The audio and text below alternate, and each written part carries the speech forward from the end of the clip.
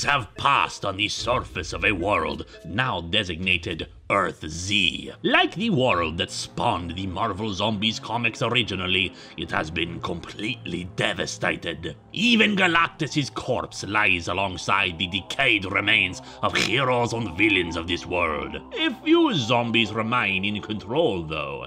The Sentry, Moon Knight, Quasar, Submariner, Thundra, Quicksilver, and finally the Super Skrull. It is quite hilarious, I must admit, my children. You see, the 7 here are meant as a mocking parody of the Justice League of the DC Universe. Why is that? Well, when the Marvel Zombies began, so long ago, there was speculation the being that was meant to bring this plague was an alternate universe version of Superman. And here we have their equivalents, happily discussing their favorite times they ate people. In their discussions, they also reveal what became of the other undead heroes teleported away at the end of Marvel Zombies 2. The Wasp had appeared to the aliens known as the Kree, converting them into a zombie army that she brought back to Earth. Similarly, Luke Cage appeared on the Shi'ar throne world, converting its Imperial Guard into his own army.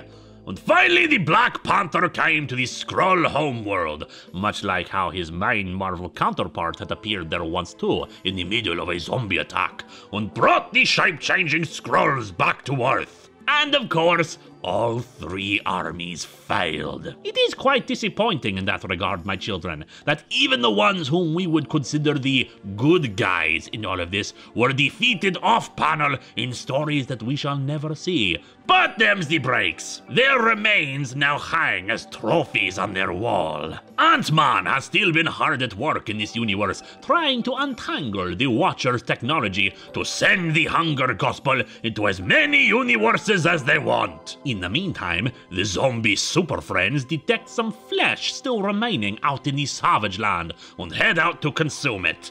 And are shot down by the Resistance, the new Avengers! It consists of the zombified Hulk, betrayed by the Sentry who wanted more meat for himself, the zombified Wolverine of this world, who had to see Kitty Pryde eaten up in a most painful display, Jim Rhodes, who has lost much of his own meat, having to amputate himself a few times to keep the infection from getting to him, and finally the zombie Spider-Man, still determined to end the Hunger Gospel once and for all. Zombie Wolverine is able to pierce the Sentry's skin, almost unleashing the power of 1,000,000 exploding suns. However, Ant-Man then teleports everyone up to the moon. It seems the dimensional portal has been ready for some time now.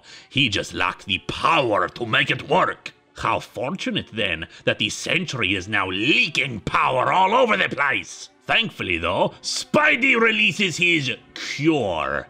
That cure? The Sandman! Yes, he has been inoculated by the vaccine developed back in issue 3 and laced with the nanomachines from issue 2 that destroy necrotic tissue. And thus all he has to do is pass himself over the zombies, and they are quite permanently dead. Spidey too finally, happily, sees himself meet his end. And what of the dimensional teleporter? Well, it seems the Watcher was not quite as dead as he appeared. Indeed, he was just playing possum. He had no real physical body for the infection to spread to. He has been trying to think of the best way to deal with this whole infection, and a solution has presented itself. He cannot undo the damage done by the zombies, but he can contain it. The zombie Sentry is the only one left, and thus the Watcher sends this Sentry to be the one who first appeared so many books ago, turning the zombie virus into a closed time loop across these universes. As the Watcher points out, let this virus devour itself. Of course, that still does not explain Magneto's deal with the zombies, but whatever, we can assume the thing from Evil Evolution was supposed to undo that. Marvel Zombies Return is an epic conclusion to the saga of the original zombie plague. despite some continuity hiccups here and there and some unsatisfying story elements, it did give us our fair share of gory and gooey zombie fun that we've come to expect from this series. But we're still not quite done, my children. Come back on Tuesday for the final numbered book of the Marvel Zombie Saga, and all the disappointment that comes with it.